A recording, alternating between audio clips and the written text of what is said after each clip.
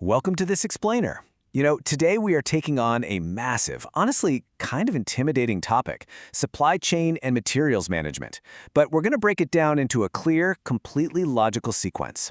If you've ever felt totally overwhelmed by that alphabet soup of manufacturing acronyms, you know the ones MPS, MRP, CRP, PAC. Well, you're absolutely in the right place. Our goal today is to basically demystify the entire hierarchy of manufacturing planning and control. We're going to see exactly how it all connects, from the big picture executive boardroom right down to the nitty-gritty of the factory floor. Okay, so let's dive right into this. I want to start with a pretty big question. What is the true source of wealth? Now, I know, it sounds like a macroeconomics question, right? But it's actually the absolute bedrock of everything we're discussing today when we talk about supply chains. The answer is manufacturing. According to Apex-aligned concepts, natural resources, like, say, unmined mineral deposits or wild forests, they exist in our economy, sure, but they are really only potential sources of wealth. You absolutely need a production function to transform those raw resources into real wealth. Think about it for a second. A forest full of trees, that's just potential. But when you apply a conversion process, when you take those raw logs and turn them into beautiful, highly functional furniture, you've suddenly added immense value for the consumer. And that right there is wealth creation in action. Here is our roadmap for today's explainer. We'll start off with the wealth creation engine, then move into the master game plan. After that, we'll cover scheduling priorities, managing capacity, executing the floor plan, and finally, wrap up with balancing inventory. Section 1. The Wealth Creation Engine.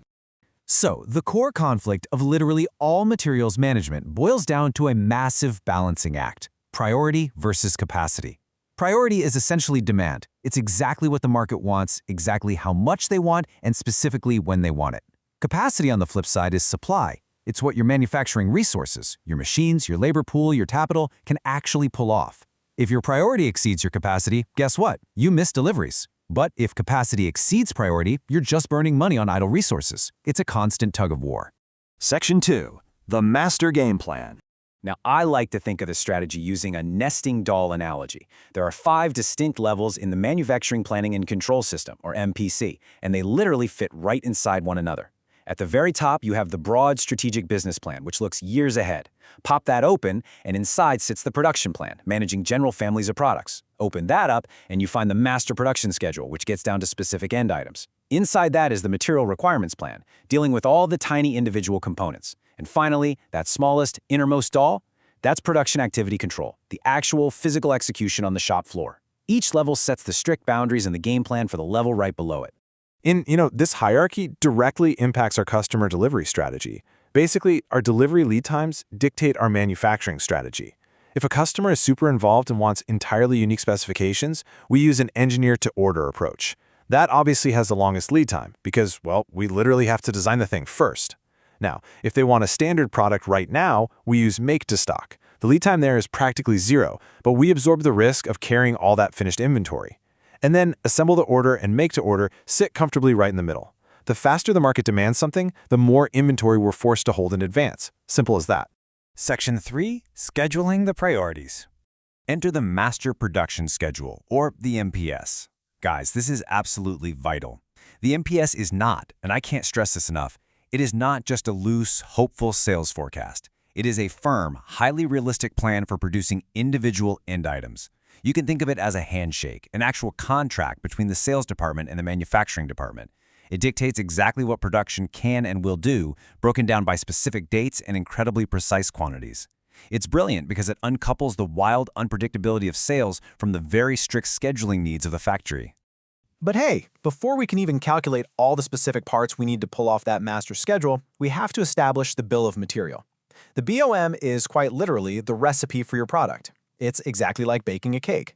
Before you can go out and order your flour and sugar, you first have to deconstruct the final product down into its subassemblies, its component parts, and its raw materials. And this is where the genius of the Material Requirements Plan, the MRP, really shines. The MRP takes that master schedule, explodes it right through the bill of material recipe, double-checks what we actually already have sitting in inventory, and then calculates the exact remaining components we need. It tells us what to order, how much of it to order, and the exact second to order it, so parts aren't piling up way too early, or even worse, arriving too late to build the product. It is basically your ultimate priority plan. Section 4. Managing manufacturing capacity. Let's anchor ourselves for a second with the official APICS definition of capacity. Capacity is the amount of work that can be done in a specified time period. The absolute key word there is period. Capacity is a rate of doing work, not just some static fixed quantity.